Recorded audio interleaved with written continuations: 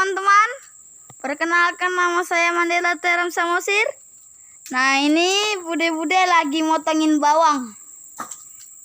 Nah ini bude-budenya. Usaha bapakku, pengusaha penanam berambang sukses dari Kalteng. Nah ini.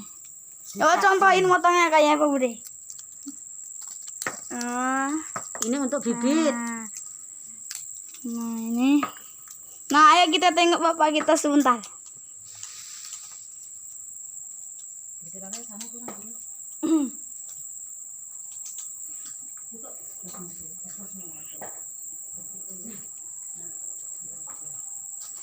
Nah ini teman-teman bawangnya. Nah ini juga ada bawang lagi. Nah itu yang lagi diprotolin bapak saya. Nah lagi ngapain pak? Seleksi bibit untuk ditanam. Kerjain apa aku nih bang? Apa? Kerjain apa lagi nih aku? Dulu. Udah ngopi? Nah, ya, udah. Bentar. Kita ngopi dulu. Kita kalteng.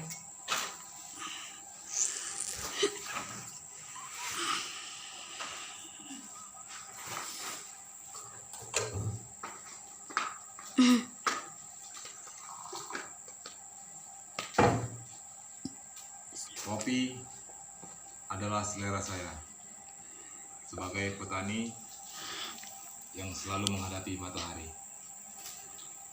Kita akan membuat tutorial singkat tentang budidaya bawang merah di tanah Kalimantan, khusus di tanah Kalimantan yang betul-betul yang harus detail cara pengkajiannya.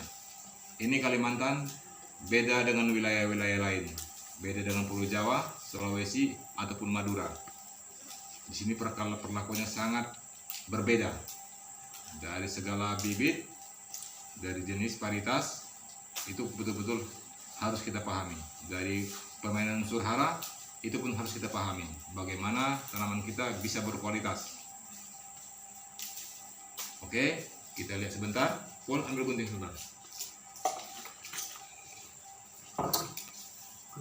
Depan sana guntingnya.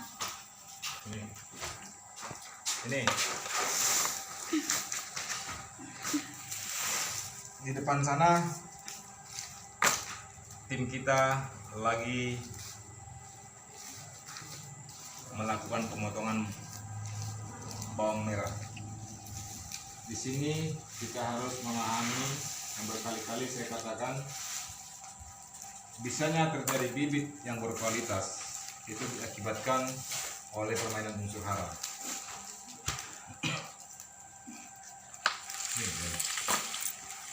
Contohnya seperti ini, ya. Kita melakukan pemotongan hanya sekian persen untuk membuka dari bungkusan kulit ari umbi tersebut, sedikit aja seperti ini, ya. Baru ini kita pangkas sedikit, ya. Nah, jadi ini ibaratnya kita melakukan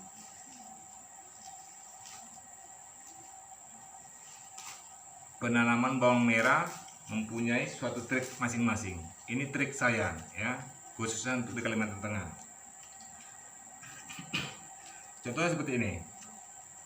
Seperti wilayah lain saya lihat mereka di dalam tarangan, di dalam penyimpanan bawang merah, mereka sudah melakukan pemakaian insektisida, pemakaian kapur dolomit untuk mengantisipasi jamur sama cendawan, dan OPT hama.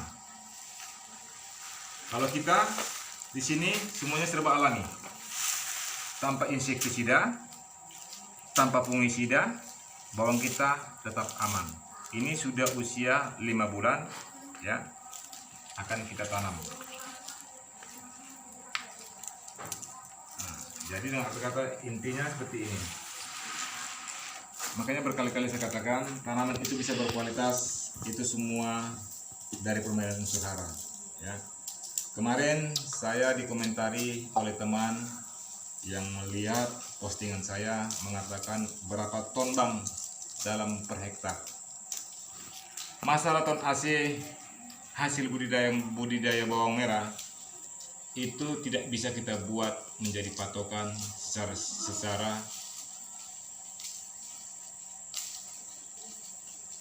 secara hitung-hitungan di atas kertas, karena ini sangat berbeda ya, berbeda.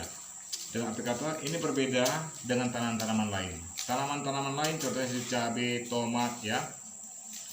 Dalam 1 hektar aja tanam cabai uang 500.000 untuk beli bibit itu cukup. Beda dengan bawang merah.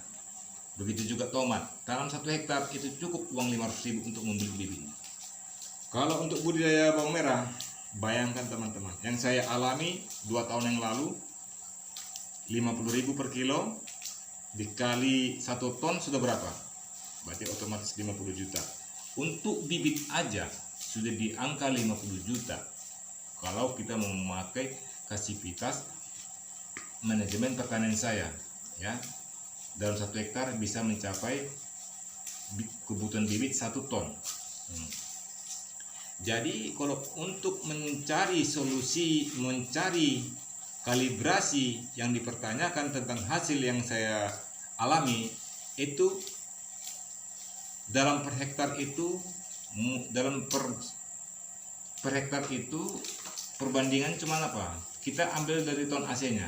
Dari ton AC modal 1 kilo itu bisa menciptakan bawang merah kering ya, sudah seperti ini, itu 9 kilo bersih di luar bibit, berarti sama bibit 10 kilo. Nah, jadi bayangkan teman-teman kalau kita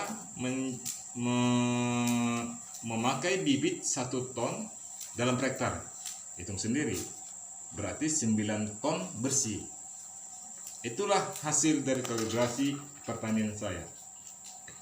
Jadi semua itu bisa tercipta, bisa terjadi dari permainan unsur hara, jarak tanam, dan media lokasi yang kita pakai. Karena media lokasi itu termasuk rumus yang paling sangat susah dipahami tentang hasil yang akan kita ambil. Contohnya seperti hitung-hitungan hektaran, 1 hektar itu 10.000 meter persegi. 10.000 meter persegi dikurangi akses jalan, dikurangi parit bedengan, itu tinggal 8.000 meter persegi yang layak ditanami oleh tanaman. Ya. Ini tidak bisa dipungkiri. Ya. Disinilah rumus kita bagaimana di angka 20% itu kita perkecil menjadi 10%. Akses jalan kita perkecil, akses parit antar bedengan kita perkecil, jarak tanam kita rapatkan. Inilah rumus yang harus kita kuasai. Bagaimana bisa terciptanya hasil bawang merah kita semaksimal mungkin. Jangan dilihat luas, hasil tidak ada. Biar sedikit, tapi hasil memuaskan. Inilah yang harus dipahami tentang budidaya bawang merah.